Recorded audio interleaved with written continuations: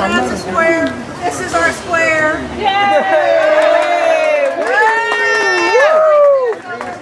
Neighborhood, we're a large cooperative of about 299 units with families that are probably ranged, from about 500 or 600 people. So my name is Connie Ford, and I'm sort of a newbie here. I realized today that this month is my anniversary for moving in. And I've only lived here, and I say only in quotes, I've only lived here 30 years. Oh my God. 30 years this month. Right. So, but I really am a newbie, because some of our folks that you see around here have lived here 40 years, 50 years, and 54 years is how long you've lived here. So, community, and I want to tell you just a minute or two about this community because it's so important to all of us. And it's so important to how we think San Francisco can work and live together. So during these really tumultuous times when the economic disparity in our city and our country is horrendous, when people are being shot to death for no reason by the police, when climate change is worrying all of us, this is our solace. And what that means is that 60 years or so ago, the Longshoremen's Union looked around, and because they were the first union, we have some longshoremen here, so looked around and didn't find any housing for their African American workforce. They were the first international union back in the 40s and the 50s who welcomed African Americans into their rank and file. They welcomed them in, they came here in the Fillmore, but there was no place for them to live. So they said, we're going to build a place. And that's what they did. They put up $1 million, their pension fund, and they brought people together. And our theme and our motto is that all people, all races, all creeds, all colors, all religions, all people can live together in peace and work things out and build a community. And for 53 years, that's exactly what we've been doing. We're all really proud of it. I know people who knew my children. My children now have grandchildren. I know I don't look that old.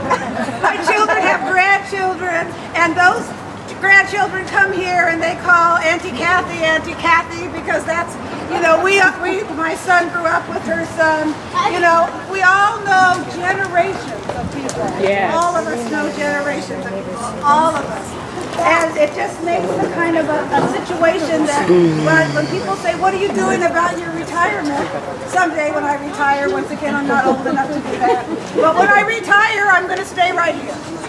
This is the only place I want to be, with all of my neighbors and friends. So it's in that world that you're here to introduce 3 people who are running for office in San Francisco. Not only just 3 people, but 3 people who are from our neighborhood. They're from our neighborhood. We have Shanell Williams. Yep, right here. Shanell Williams, who grew up in the Western Addition. We have Stephen Cook, who didn't grow up here, but his grandmother is here. There's Dorothy right there. And his grand aunt is my neighbor, Zorina. Where's Zorina? Yeah. So she lives, his grand aunt lives here, and that's Stephen. And then, of course, we have the president of our board of supervisors, London Bree. Just a couple of blocks away. So these folks are from our hood. And that's why we're supporting them, and that's why they're here. And I don't want to talk that much more because I want to introduce Shanell. Shanell will tell you a few things, and then she will introduce Stephen, and then Stephen will introduce London. And then we'll have one more little special thing because, of course, one of the reasons is to help them raise a little bit of money. So Tammy's going to give us the pitch, and then after that we can go back and eat and drink and be merry. Thank you. Thank you. Well, first of all, I want to give Connie and all the others that put this amazing event today a round of applause.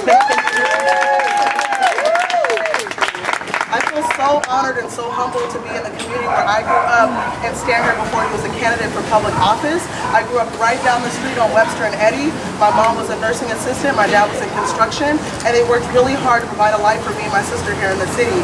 Just a little bit about myself. I've been 16 years as a service provider in San Francisco, working with at-risk youth who are trapped in cycles of incarceration, young women who are working on the streets that want to find a different life for themselves. I've worked on the violence prevention efforts in this community right alongside with our supervisor London Breed to make sure our community is safe right here at the Urban Services YMCA. And I'm a huge supporter of our cooperative communities because I really feel like it's the future of our country. We need to do more to build more cooperative housing across the nation, and especially here in San Francisco, one of the most unaffordable places to live in the world. And so I came into the fight at City College in 2012 as a student leader. I was coming back to school after working in nonprofits for over 8 years, trying to provide for my mother who was disabled, who unfortunately I lost last year, but I want to continue on her legacy and do this for her and have this in honor of her, the campaign that I'm running. And so I was a student leader. We found out in 2012 that the Accrediting Commission for Junior and Community Colleges wanted to shut City College down. And it was unbelievable to all of us. How can we shut down an institution that served thousands and thousands of folks for 80 years? I believe 1 in 3 San Franciscans have been served by City College. I just want to get a show of hands. Who has someone in their family or themselves that has gone to City College? Holla. Right? This institution is critical. It is critical for our communities because I know for me, I'm a former foster youth. I was in the juvenile justice system. It was a revolving door for me as a teenager, and I was able to transition out, and for the past 16 years I've been giving back the opportunity that I received for mentorship, for love, and for community. I mean, really the folks that are here today have been like family to me, like Tammy, who's adopted me as one of her daughters, and other college provides. And so when in 2012 they said they wanted to shut us down, I immediately stepped forward as president of Associated Students and said, we have to fight back. We're not going to let this rogue accreditation body take away the dreams, the hopes of our community. We're going to do everything in our power to figure out what we can do to stop this commission. And we have literally been in that fight for 4 years. I'm the co-founder of the Save City College Coalition. We were able to travel to DC and speak to the accreditor of the accreditors because, you know, in San Francisco we do our research. When we have a problem, we do whatever it takes to find out who is the problem, follow the money, and make a solution happen. And that's what we did. We went to DC, we talked to Nancy Pelosi, talked to Jackie Spear, talked to all of our elected representatives. And in the beginning, they were like, well, City College did this to themselves. Right?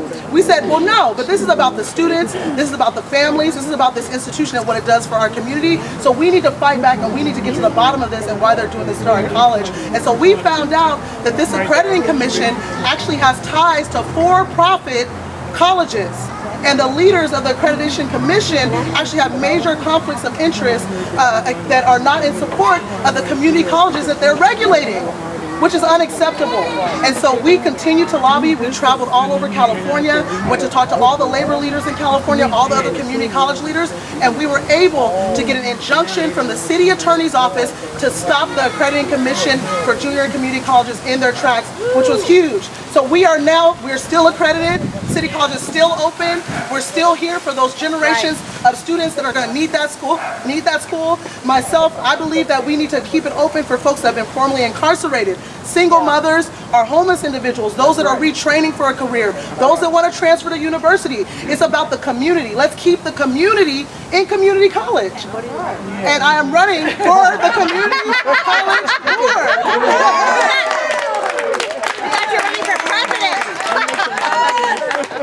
So I'm running for City College Board. It's the election's in November 8th. I would have really appreciate your support. We want to bring transparency back to the institution. We want to make sure that we're balancing the budget and putting our students and our workers and the community first. We want to make sure we have oversight over our budget and the bond funds. There's a lot of work that needs to be done, and I'm willing to do the work. I've been doing it for 4 years, and I would really, really appreciate your support. So thank you so much. Introduce another fighter, another person that's in the community fighting for our youth, that's running for school board, Steve Cook. Thank you. Thank you.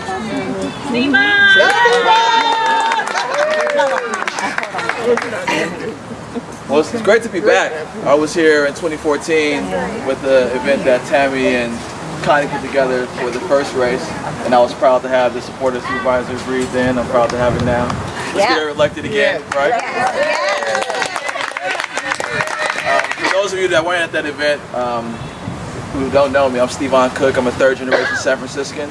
I'm a third generation graduate of San Francisco Public Schools. I'm running for the Board of Education. My journey in public schools actually started with my grandparents. And my grandmother is here. This is Dorothy Cook. She met her husband, my grandfather, Al Cook, at Commerce High School over on Van Ness. My father was the first graduating class at McIntyre High School, and I graduated from Thurgood Marshall and Baby Hunters Point. When I went to Thurgood, it was called the Lowell of the East. Some people called it the Black Lowell. It sent more kids to college than any school in the district, kids of color to college. Kids were getting $1 million a year of scholarship money, and with a decision that was made by the Board of Education, I saw the school community decimated in a single day. The then superintendent ousted the founding principal, put in another principal at the school. What happened was there was a fight on campus and the police were called. The police came on campus, they called for backup, more police were called. The next thing I know, people are getting arrested, they're getting thrown against lockers. The news wires pick it up, so now news cameras are on campus. And then the helicopter is swarming the school. And all of a sudden there's a SWAT team doing military formations on campus. So if you are an 8th grade, a parent of an 8th grader, thinking about where to send your kid to high school, Thurgood Marshall is where on your list? The school went from 1,100 to 470 students. They had 9 principals in 7 years. And when I got back to the school as an academic advisor, it went from being called the Black Lowell to students refer to their school as Thuggood. So as a staff member at the school, I really got to see not only what it was like on the other side, but a lot of the systemic issues that were affecting achievement for our young people. So how do we honestly expect our kids to achieve if they get a new cycle of teachers every year because they're all burnt out? And how do we expect our teachers to thrive if they don't know if they're going to be able to afford to live here because the rents are so high, right? We have a ton of barriers that that sort of opened my mind to what I wanted to do to affect things at the policy level. So that led me to run initially in 2014, where I came within 1% of the vote of winning. That's close. So we're back. And it's been an incredible journey thus far. I currently run an organization called Mission Bit. We run free coding classes in schools across the city. So we're putting young people of color in a position to actually get the jobs, to be able to afford to live here. In October of 2015, the Chronicle put out a report on income disparities in San Francisco. The average white resident in San Francisco makes $104,000 a year. The average black resident makes $29,000 a year. At the same time, computer science is not being offered in our schools. Only 6% of high school students were taking a computer science class. The overwhelming majority were white and Asian students. But at Mission Bit, we currently have 45% females in our classes, 89% students of color. We are giving young people in our city the access and the skills to be able to actually take jobs to be able to afford to live here. So, that's the type of real common sense solutions that I'm looking to bring to the Board of Education. We need good partners in the city to advance that work. That's why we need to elect strong leaders like London Breed to take us to where we need to go at the Board of Supervisors. So now I'm going to introduce London Breed. No introduction. London, I think she, in terms of her policies and the things that she's accomplished around the environment, around affordable housing, around just being a strong person, being willing to stand up to whoever's in front of her to fight for her community, whether it's the mayor or a developer.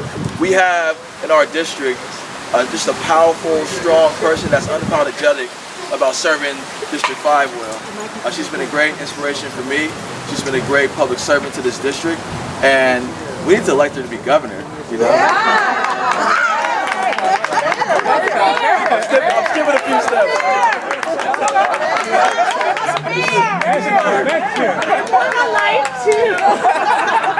London Breed.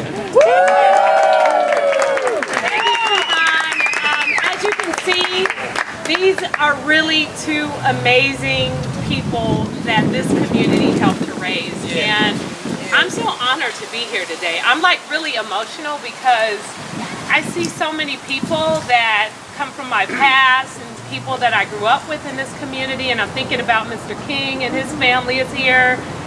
And a lot of folks, when I ran in 2012, you know, they doubted me and they said I couldn't do it. And so many of the people who stuck by me, my friend Lentice, we've been friends since way back, did all my record keeping and stuff, you know, and I mean, that's what this is about, this incredible community, this community that raised me and tolerated me for so many years, but also encouraged me and pushed me. And I grew up, as you know, right down the street in Plaza East. Many of you remember OC, Out of Control, Stan. You know, we grew up together, one of my brother's best friends, and now they're married. So cool, so excited. And I married him. Thank you for that. Love you. And so just, you know, just thinking about my childhood, hanging out at Raphael, now Rosa Parks, running around this community, people telling me go to school, you know, programs that existed, the Mayor's Youth Employment and Training Program, all of these things as we watch the violence and the drugs and the drama and the hopelessness and the despair happen all around us in this community. I didn't understand how I ended up going to college, but I knew it had a lot to do with the people who live here in this community who supported me. And I felt it was my responsibility to make sure that if someone did something for me, I had to do something for somebody else. And so when I came back to this community, I was involved, I was registering voters, I ran the African American Art and Culture Complex for 10 years, working with kids, trying to deal, Tammy, you remember just really some of the worst times, you know, in our community to try and change it. And I know that change doesn't happen overnight. And when I ran for the Board of Supervisors, I ran because I felt that we needed some policy changes. People push a lot of policies and they don't realize those policies have unintended consequences on people's everyday lives. And so I wanted to be that change. So many of our friends don't live here anymore. I was frustrated that why, when I was even a commissioner with Mr. King, we built this new affordable housing and we could hardly track down certificate of preference holders. What are we going to do to make sure that there's a link between this community and access to what's available all around us? And so this is why I ran for the Board of Supervisors and I won. And I won because this community supported me. And so now I'm back to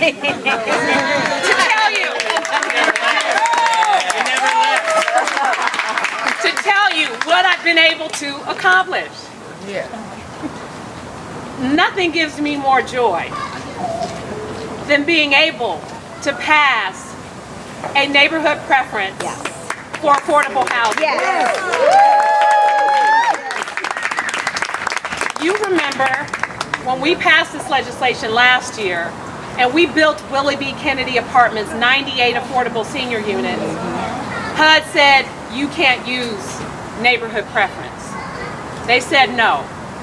So we flew to DC on a red eye. I flew with a couple of officials and we weren't mean. We were nice, but it was very emotional. And I wanted them to understand all the feelings of all the community. I brought that with me, the history of this neighborhood and how it is unacceptable that a law that they said, if not enforced, would perpetuate segregation is doing exactly that and has been for years because people from this community are not getting access to the affordable housing that we built. Right. And so we had a real heartfelt conversation and they said we'd get back to you. We waited days, the deadline passed, and they came back with something. They came back with an anti-displacement preference, which I actually think is better because what it does is it looks at census tract data and it shows how in a particular neighborhood there's been significant gentrification and those census tracts can be used as a preference for affordable housing. And what that means is that in the Western Addition, where there are high numbers of census tracts that are eligible, in the Mission, in the Bayview Hunters Point, those neighborhoods will get a 40% preference for all new affordable housing that we develop that's paid for through federal dollars. That is so significant. That is so significant. And now the work, getting out the word, doing the outreach, helping people apply, like the Delta Sigma Theta sorority and the Bayview Senior Housing with Kathy Davis. They went out, they went to people's homes, I went to people's homes to get applications in. As a community, there's nothing more important than making sure that when we push to build the affordable housing, that our neighbors who we know are sleeping on somebody's couches, our friends who we know are homeless, our friends who we know no longer live here, we gotta make sure that we get the word out so that they can know what opportunities exist in San Francisco. There is clearly a lot more work to do than just housing. I pushed to make sure that we hired new Muni drivers and we replaced the entire Muni fleet. But more importantly, what was so amazing a couple of years ago, we banned the box. Yes. So people cannot be discriminated against because of their criminal background, because they made a mistake. They paid their debt to society. Why not let them have an opportunity to work in the city they grew up in? So now I see a lot of my friends driving full circle, making the connection between what's happening in our neighborhoods and how we support the people who live here. That's what I came to do on the Board of Supervisors. And I will not be intimidated by the mayor. I will not be intimidated by any other activist. I will not be intimidated. And you want to know why? Because there are too many people in this community who are counting on me to stand up and do the kinds of things that need to be done. Do the kinds of creative policies that have never been thought about before. And let me tell you one of the other things I'm really proud of. A couple of years ago, we took $2 million out of the affordable housing budget. And we said to the San Francisco Housing Authority, take this money, rehab those empty units, and place formerly homeless families in those units. We found out that there was 179 empty public housing units that were empty for years because the San Francisco Housing Authority didn't have the money to rehabilitate those units. Stan, you remember when we used to break in those units and play in them, draw on the walls and stuff? Yeah, that was a long time ago. But the point is, we knew they existed. $2 million, we rehabilitated 179 formerly empty public housing units, and now this had nothing to do with passing a law. This was a creative solution, and now 179 formerly homeless families are living in permanent housing. This is not about politics for me. I'm not doing this job in fear of losing it. I'm doing this job because I'm here because of so many of you. Sadly, my sister's not here. Some of you know I lost her a couple years back to a drug overdose. My brother's not here. He's still in jail serving time. And when I think about how much money we spend on programs, how much money we spend on things that are supposed to be helping people, I get angry when someone wastes $1 of that money because someone's life is depending on the organizations that we fund to do the work and to do the work to save lives. We have work to do in San Francisco, I know. And I'm committed to this job. I'm dedicated to changing lives. I'm dedicating to doing whatever it is I can to make our community in San Francisco better. And sometimes we'll be on the same side of an issue and sometimes we may not be. But I want you all to know that my heart is in this community Everything I do is out of love for wanting things to be better for the future generations. And I just am so grateful to have the support of so many of you, people who I love, people who I respect, people who I hold dear. And I'm really honored, seriously, because I never thought, ever in a million years, I say this all the time, that I'd ever be the supervisor to represent the community I grew up in. And now, I'm the second African American to be president of the board. I do not take this for granted. I know with it comes an awesome responsibility. And every day that I wake up, I'm thinking about what I can do to make our community better. And I am so grateful for your support. And I just want to thank a couple of people, especially Tammy Bryant. I know you were making the flyers and hanging them up and getting them out. My honor. Thank you, Tammy.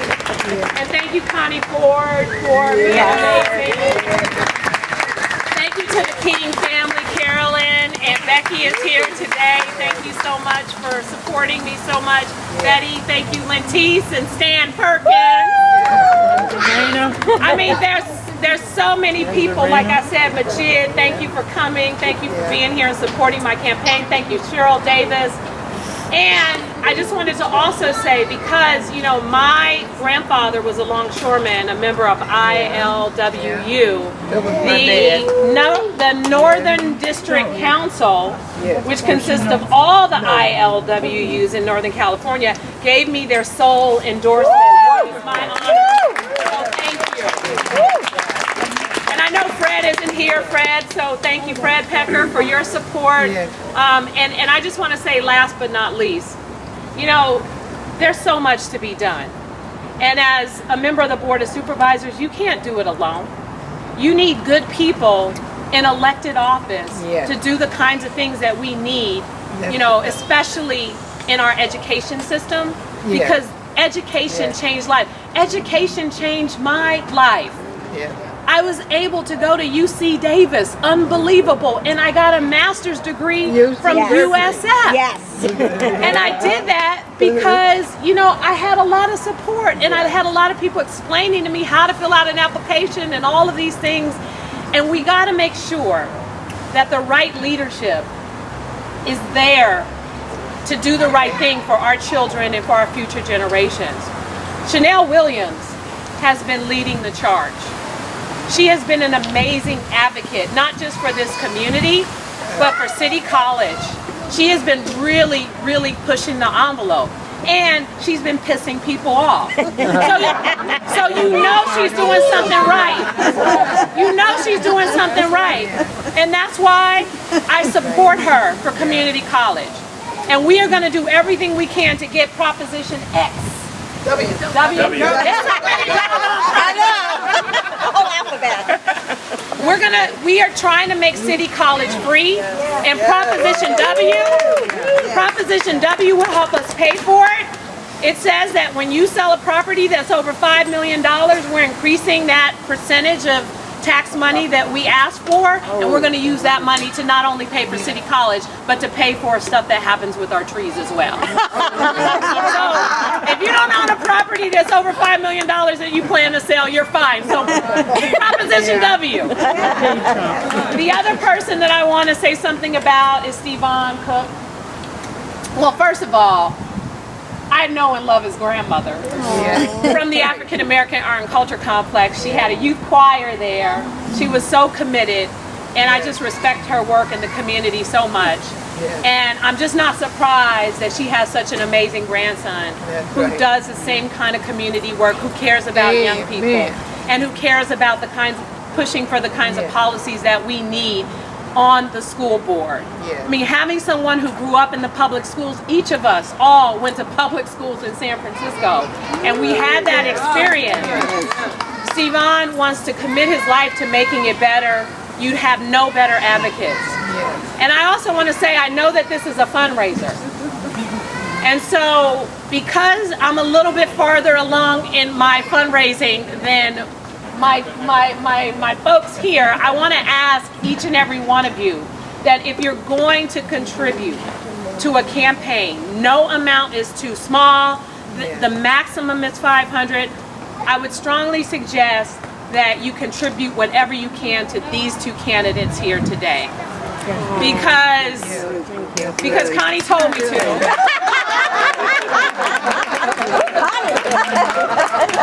But more importantly, because, you know, there's so many races going on. There's so many propositions on the ballot. There's so many candidates. And we got to make sure that we put our money where our mouth is. And so I've had people give me $5.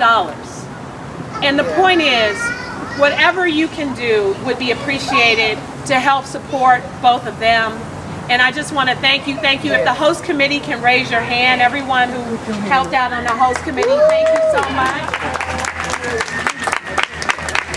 And I also would say take a window sign, volunteer on our campaigns, whatever you can do. We have less than 40 days to go. And when the results come in on November 8th, I want to make sure that you think back and you say, man, I was there when we supported all three of them and they all three won their races. Thank you all. Have a good day. Thank you so much. And I'm going to turn it back over to Tammy, wherever she went. Tammy's come over here. I'm coming. Yes, I stepped away because I saw the amazing Maddie Scott, neighborhood activist carrying a huge heavy tray, and I want to help her. So, thank you next to London. I don't have to do as much of a pitch as I thought I was going to have to. I do have envelopes here for Shanell and for London, but London's graciously staying for the lead candidate in Steve Onda. We have envelopes, but we'll take checks. I'll take checks. But I did want to I just want to say, I love all of them, and I have to say that Shanell, like she mentioned before, she's just my special baby. And oh my goodness, she made these when we did a peace march in 2006. She's my heroine. She's my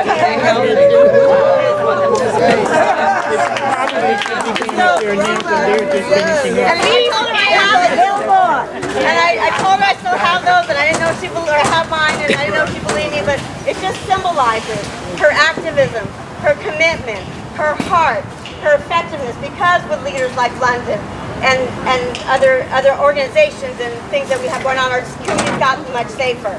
It's not 100% all the time, but it's much, much, much safer. And so that's why I'm supporting all three, and a lot of the education. We need our children engaged. We need education to meet their needs so they can do well. So I do have envelopes, and I'm going to pass these around, but just to make sure everybody knows, like, the money, these campaigns take money. And especially when there's multiple candidates running, it can get confusing. So please donate what you can, but like London said, no donations too small. And then we also want people to vote, and there's voter registration forms. I don't think the deadline's passed, right? No, October 24. Perfect. So please, if you're not registered, if you've moved, please take one of those and re-register, because we need contributions and we need your vote. And please tell your friends, your family, take signs, put signs in the windows. Go on Facebook. You know, everything we do to show our support will help influence and impact this election. And we want to see all three of these leaders. All three. All three. All three.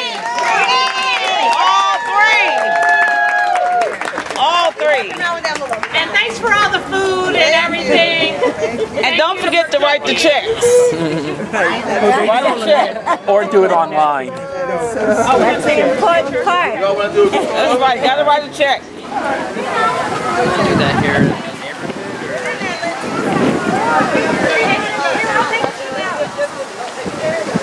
Okay. All right. Good. There we go. Oh yeah, we got it.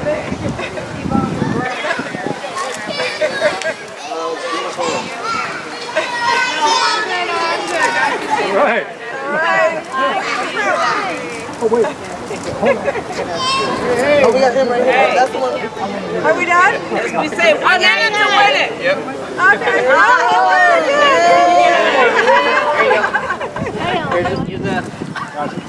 Okay, wait, one more up there. All right. Are you